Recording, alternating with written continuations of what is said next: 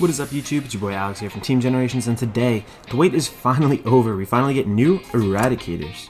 So I just want to give a quick word of forewarning. My list is a little bit different. I'm incorporating a card or two that is a bit different from like what I've really seen from tournament results and just general profiles in general. So I am very proud of this list. I've tested it quite a bit. I will say in general, I believe this deck is good. I don't think it's a tier 1A kind of just absolute meta stomper, but I think it's a really solid rogue pick. And on top of that, if you love Narukami, I mean, this really has a very classic kind of play style and kind of looks at some of the weaknesses that Narukami had previously with power in the previous eradicator build and just kind of flipped it on its head, and now we have a ton of power, but don't exude some of the pressure. So I'm going to show you guys what I did to kind of amplify the power in this deck and make sure that we're hitting sweet columns across the board. So yeah, well, let's jump right in.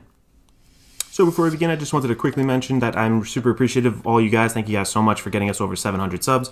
Really cannot believe it. Thank you again so much. If you guys do enjoy the content, remember to leave a like on the video, possibly subscribe to the channel. We also have a TCG player affiliate link down in the description below. If you guys are interested in purchasing any of the cards that you see here today, you can go through that link to help support the channel, absolutely no cost to you. So with all that out of the way, let's hop right in. Alright, starting off with our grade 3s over here, we're going to look at the main boss unit himself. This is going to be Eradicator Vowing Sword Dragon. So obviously this is the boss unit, like I said. We are basically facilitating everything through him. He is enabling us to gain so much power throughout the deck, and it exudes a different type of pressure. So I know Gauntlet Buster previously had crits on Vanguard, you know, that just like inherently had its own pressure. You could sit on that, not call any rear guards, kind of turtle out the game.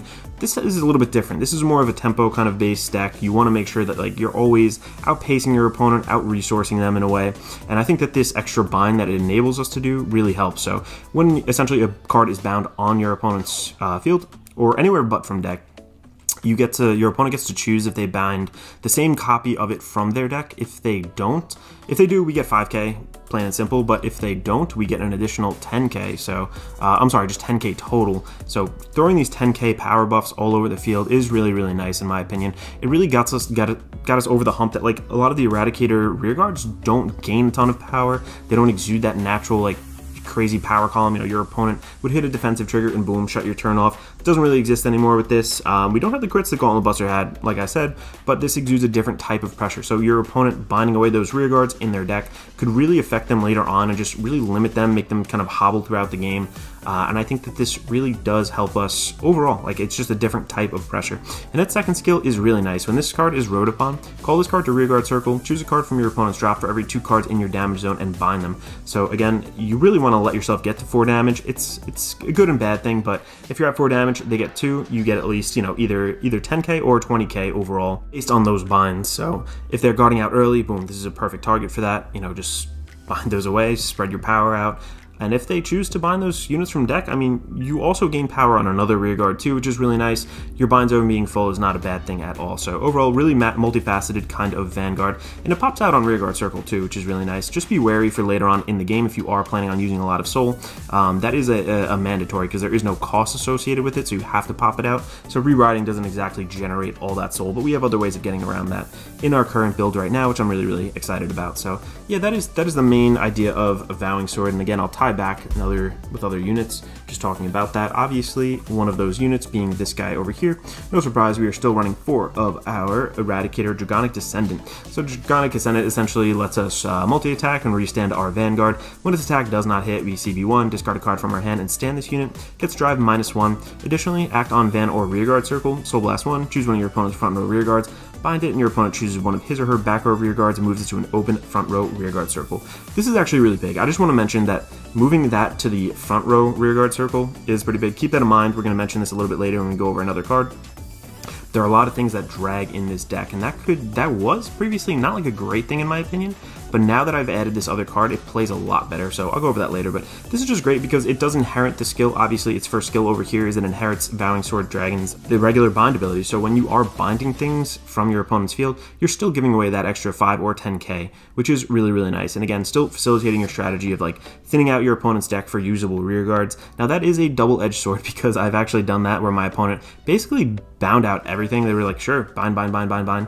And they had a really compressed deck full of triggers. So just be cautious of that. Like sometimes that will happen. But overall, really solid. This is obviously your second ride. Vowing Sword is your first ride. Nothing too crazy there. Really, really nice card. And don't forget that you can use him on Rearguard Circle for that Soul Blast 1. Bind a card. Sometimes, you know, you'll be stuck and just don't have anything to really bind. You want to spread some of that power. This guy can definitely get it done for us on Rearguard Circle as well.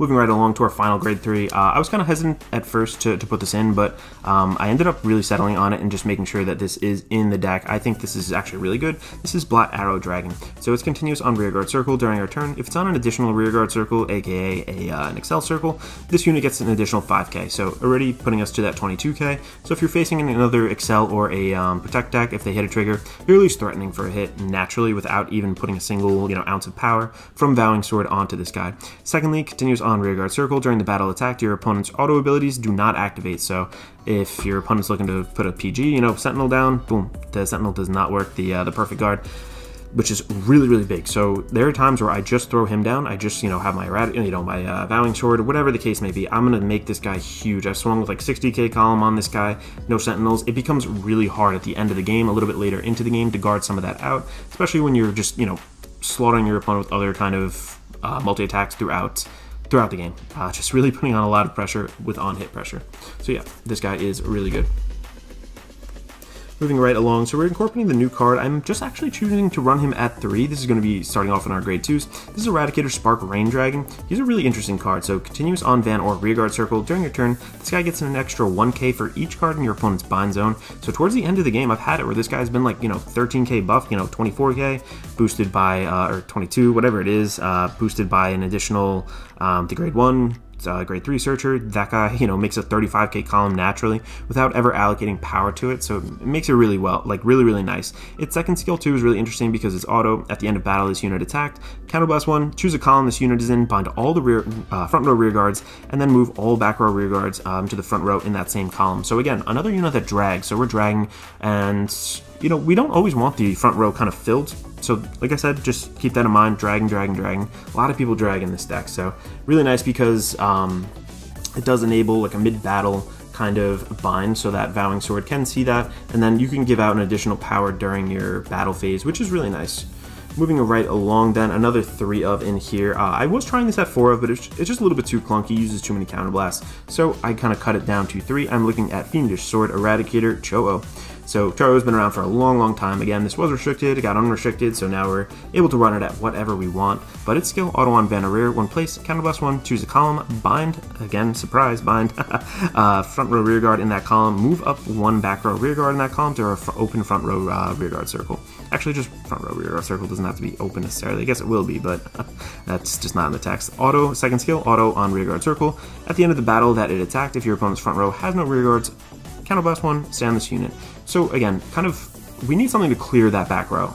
That whatever we drag up, we need something to clear that out and make sure that our Cho-Oh is live. We don't have the general just field sweep that Gauntlet Buster used to provide. We used to just drag things up and boom. We didn't have to worry about it. Gauntlet Buster would take care of the rest. We don't have that anymore. I'm not running Gauntlet Buster in here. That is a completely separate build. That's more of a control build, like a mid-range kind of tempo. This is definitely a little bit faster pace. You want to out-resource and just kind of starve your opponent in general from their main key, just key rear guards in general.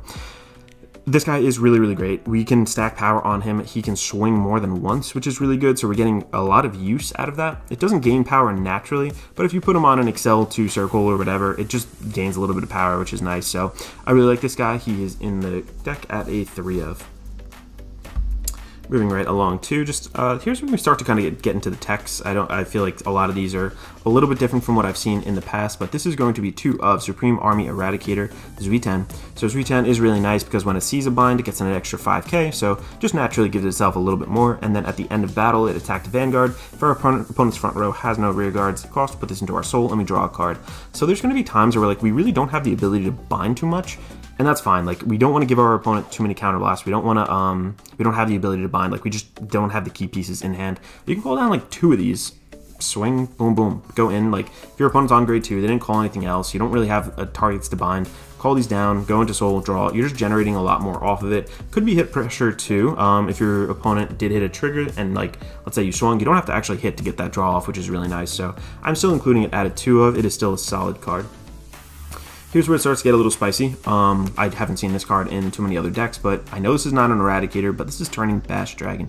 I was trying this at 3 of, but I think 2 of is the right ratio here. It's more of a tech card because it pairs up with other things in general, but it's auto skill on rearguard circle. When it attacks, if our opponent's Vanguard is grade 3 or greater, Soul Blast 1, choose one of your opponent's front row rearguards and bind it. So again, this is another mid-battle bind. So if we don't have Counterblast to spare for, what was it, the new grade 2, oh god, I forgot his name off the top of my head, the Spark Rain Dragon. If we don't have spare Counterblast, we want to save them for Cho-Oh or maybe our restanding Vanguard, we can activate this guy with the Soul Blast, which is not terrible in this deck. I know our Vanguard does Soul Blast, but a lot of times you'll have that spare Soul Blast, like it's not really an issue.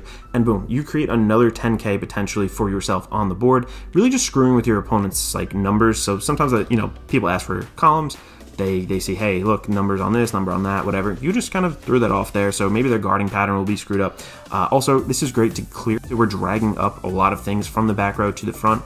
This is great for clearing out that remnants that we dragged up. So just making sure that you have that empty front row circle for this Retan, for the Cho-Oh. So I really do like this card. I think that this is kind of the missing piece. I was playing this deck without this for so long. I was trying the other grade 2 that you know, ditch a card from hand, bind a card. I just wasn't using it like a ton. Like I didn't see that ditch from hand being super useful, even though it was kind of like a filter. I just think this flows so much better with this and kind of does what we were looking to do. We just want to bind, and especially mid-battle when we're dragging so many things up, this ends up being a really key card. So I really like this. I think 2 of is the right ratio. You can up it, you know, you can try just 1 of, you can cut it if you want. You know, I'm not here to tell you how to build your deck. I'm just giving you suggestions in these videos, but I really do like that. I think that's the key piece that I was missing, which really just elevates this deck a little bit. And then lastly, we don't have great ride targets in this deck, and I actually do still like this guy. It's Eradicator Plasma Catapult Dragon. I think that's how to say it. Basically, it's a Berserk Dragon for Narukami. CB1, Soul Blast 1, choose one of your opponent's front row rearguards, bind it, and then choose one of the back row rearguards, move it up to an open front row rearguard circle. And if this unit's on Vanguard circle, draw a card. And again, we do as much of the skill as possible, so even if you don't bind anything, that's fine. You still Counterblast, Soul Blast 1 to draw. Drawing is just so important in Vanguard in general. Deck thinning is deck winning, and you know, just making sure that you have the resources in hand is great. Also, if you don't have, you know, just say God forbid you don't find Vowing Sword, which is really hard to do in this deck, there's so much search and consistency. If you ride on top of them with the Eradicator Draconic Descendant, you can also CB1, Soul Blast 1, bind, draw a card, so still not the worst thing in the world to ride over if, you know, all things go awry. So I'm just running it at 1 of. I think it's an interesting tech. I still like it, and it's not bad on rear. Sometimes it just gets you that straight up bind that you're looking for. Next up, we are going into the grade 1s, and oh man, did we get a real zinger with the grade 1 here. We got an Eradicator Demolition Dragon, so really solid card. It creates a whole new level of pressure and just resource generation in general. So this is going to be auto on Van or rearguard circle. At the end of battle, this unit attacked or boosted. If the attack hit, we draw a card, choose up to 1 card from your opponent's drop, and bind it. If you bound a card, this unit's on your rearguard circle, put it into your soul. So we do have a couple cards that use soul in here, so I think this is super important to make sure it goes back in. And again, just putting that on hit pressure turn after turn if they don't get rid of it. Just drawing a card is really great, generating resources, binding a card from our opponent's drop. And if you're on Vowing Sword and you're, you know, popping this guy off, binding something from their drop, you get an additional maybe 10k or 5k, which is really nice. So this guy does everything for us. I think this is going to be put into a lot of other Narukami decks. I have to kind of start exploring those. I think I have my Vanquisher deck kind of like updated, but maybe I'll try incorporating him. But overall, I think this is just like a great card. This really needs to be run in this deck. So 4 of, absolutely no questions here. Moving right along, again, another consistency piece here. I know we draw off of the Demolition Dragon, but this guy helps us dig into our deck and get some of these key pieces that we are looking for. This is Isolation, Eradicator, and Nusuka. Basically, when it's placed on Van or rear, look at the top 5 cards of our deck, and it's basically searching for an Eradicator. If we add an Eradicator to our hand, we get to discard a card from our hand. So a little bit of a filter. It's technically a neg, but sometimes you really need to dig for those key pieces, and it's not the worst thing in the world for, you know, using this guy for shield. If you have everything you need, you know, ditch this card from hand, no big deal. I think this is a great card, and I like that they kind of gave us that triple rare foiling. So I don't know, what do you guys think of the card stock? I think it's a little weird this time around, but the foil itself looks good, I guess. I don't know. Alright, moving right along into another grade 1. We are, of course, looking for maximum consistency. This guy is Mighty Bolt Dragoon. So this is, again, not an Eradicator, but really helps us with consistency hitting those grade 3s. We need to see the grade 3s. We need to make sure we're going into our ride chain with Vowing Sword first and then Eradicator second. I feel like it's really hard to win the game if, you know, you're on just not Vowing Sword, God. can't think of the name, Draconic Descendant. If you go into that first, the game could kind of go awry and your whole game plan's kind of thrown off. So this guy really does help us out with that consistency. He makes us hit nice numbers. If any player's card is bound this turn, it gets an extra 5k. So really not hard to hit that criteria in general. So yeah, I do like this card, and we're still running it at a 4 of. And then lastly, I had one extra slot kind of for a tech, and I am still running Rising Phoenix. So this is actually a really interesting card because I want to talk about this. So if you are, let's say, mid-battle, I guess let me just go over this skill first. Drop zone when your opponent's rear guard is bound. During your turn, you may call this card to rear guard circle. If you do, this card gets 3k until the end of turn. So basically, we have that mid-battle bind now with Turning Bash. We have it with the, I keep on forgetting his name. I keep on forgetting the new card's name. So Turning Bash, as well as, I think it's Spark Rain Dragon, yeah. So these two do a mid-battle bind. So if you are, you swing with the unit, swing with this, do the mid-battle bind, you can actually pop him out and come out with another multi-attack. So not only is it good fodder to ditch from hand, but you can come and multi-attack with it. And on top of that, since these are mid-battle binds, you can use these skills, pop him out, and then use Vowing Swords. So Vowing Sword can make him an extra 10k potentially. So you're really hitting nice numbers. You're 11k, right? Yeah, 10, yeah, 11. On top of that could be 21. Put that on like obviously an Excel circle. Could be 26, 27, whatever the case is. So I think this card is actually really decent. I wish I had a little bit more room for it in the deck. I just don't think it works out that way. As long as you see one, you don't mind like replacing it, riding over and getting rid of it, just to kind of enable that multi-attack turn after turn. And I think a lot of these mid-battle guys kind of help us get that going. So I actually do like Rising Phoenix in here. Moving right along to the triggers here, I'm going to actually zoom out, pan out really quickly.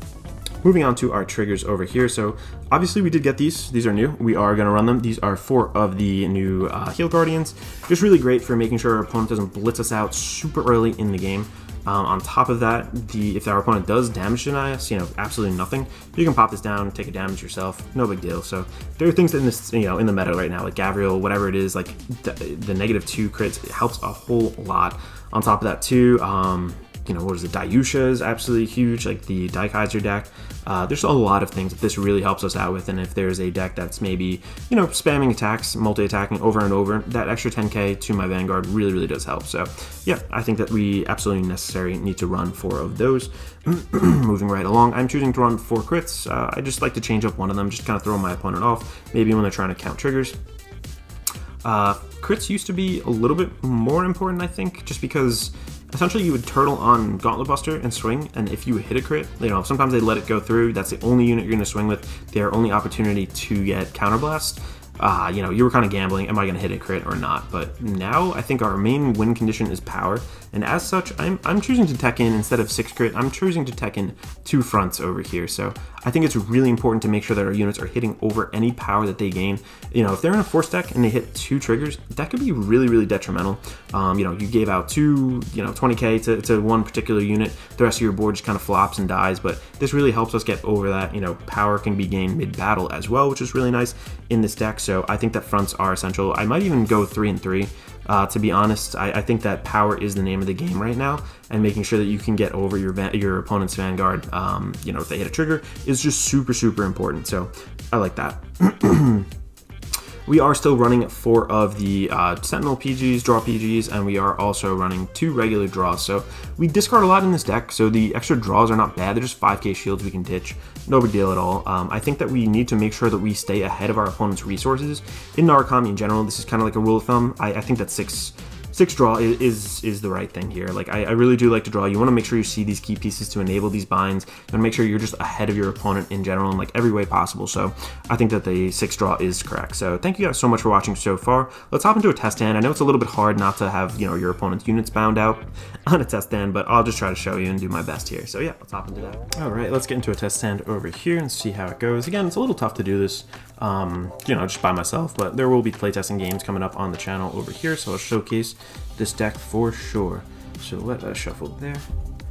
Go 1, 2, 3, 4, and 5. We have a ton of other profiles. I'm really excited. V is really my favorite format. I think Overdress is so boring, so really excited to profile some of these. So I might actually keep this hand. Have a little defense early on.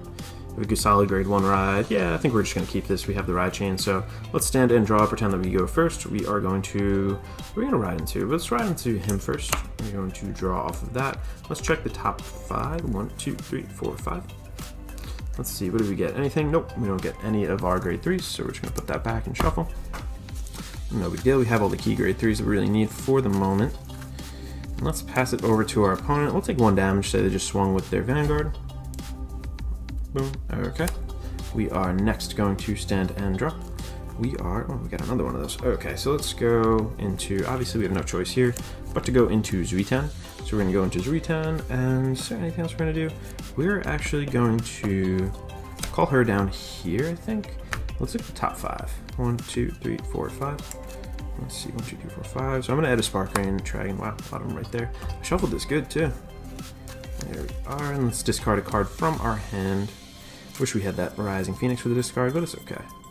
Let's just discard one of her. I know we're trading some shield value, but we have the grade 3 Heal Guardian in our hand, so no biggie. So let's get that out. And then, yeah, I'm going to pressure a little bit more. I'm just going to move this up since we went first. They're going to be an AK body. I swing again. Let's go.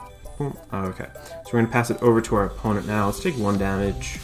Let's take another damage, let's say. Okay, and then we're going to, yeah, just pass turn.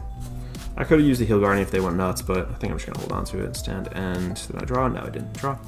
Let's go into our Vowing Sword. Let's get an Excel marker.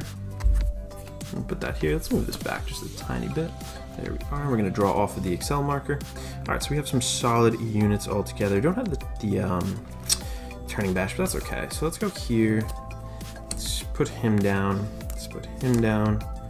You know, I honestly might even want to just have him as a rear guard just to get another bind off a little bit early before my battle phase. I might do that actually, yeah.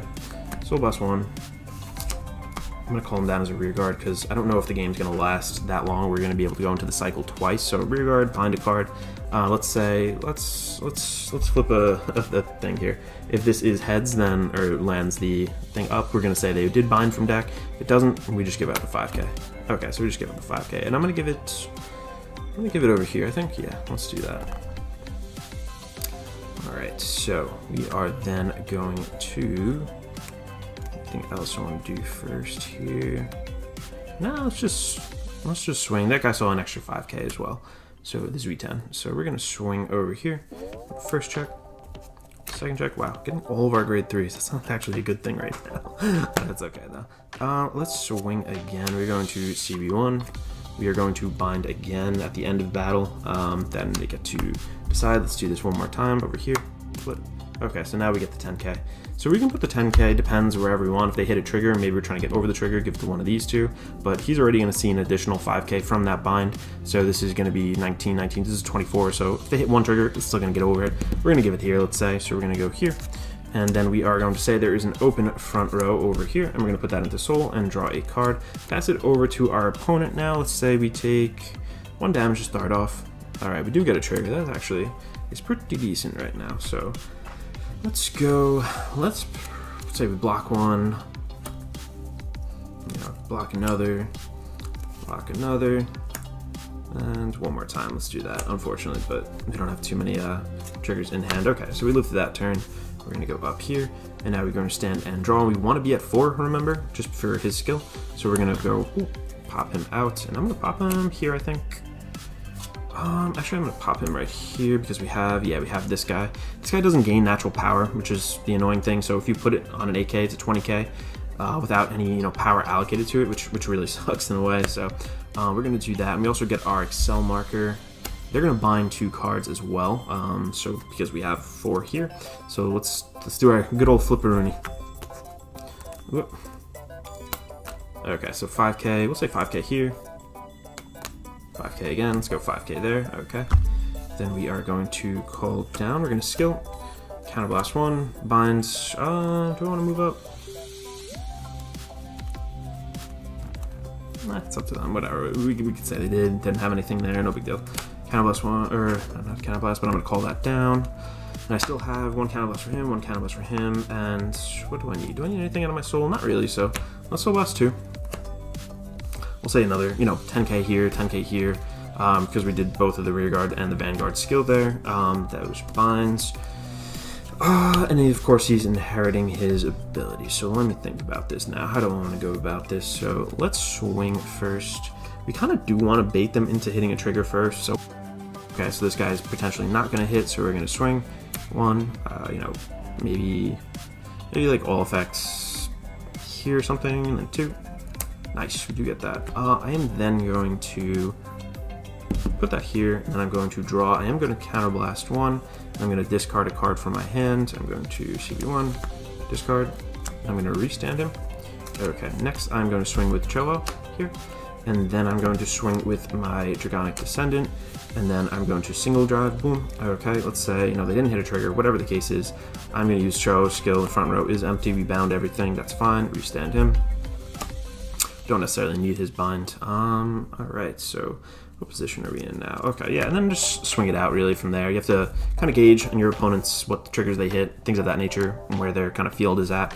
But that is the idea of the deck now. You can see that we are giving out a lot more power than we were previously. It just really comes down to, can you exude that pressure through making sure everything does hit? And I think this deck can do it. This deck can rise to the occasion. If you're a decent player and you know the matchup, I think this deck can go against a lot of things. I will say things like Silverthorn, really bad. Night Rose, really bad.